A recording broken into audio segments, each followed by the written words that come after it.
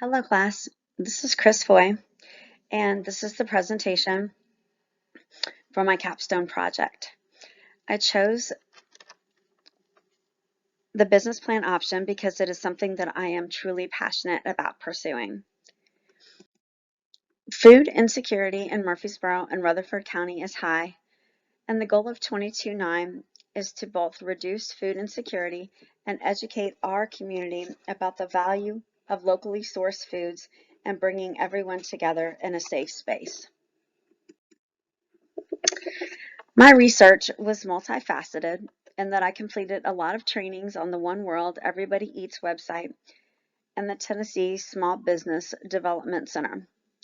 I spent time at two Pay What You Can community cafes, Spark Cafe in Versailles, Kentucky, and The Table in Louisville, Kentucky. I had the opportunity to not only see how they operate, but I also got to know their staff pretty well.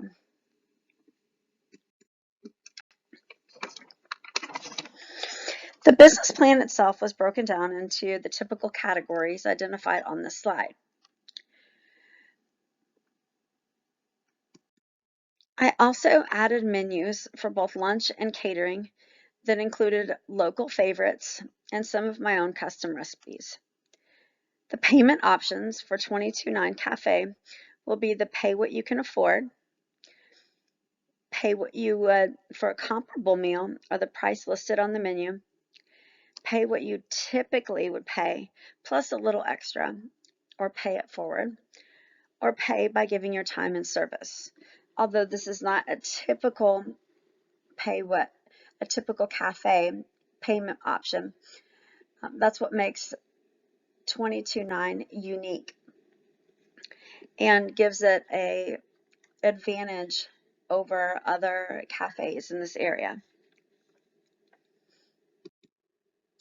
In addition to the traditional funding sources and the income that will be generated from lunch and catering, through the course of research and conversations, 22-9 already has a building, appliances, and a van that's been donated, bringing us that much closer to being open.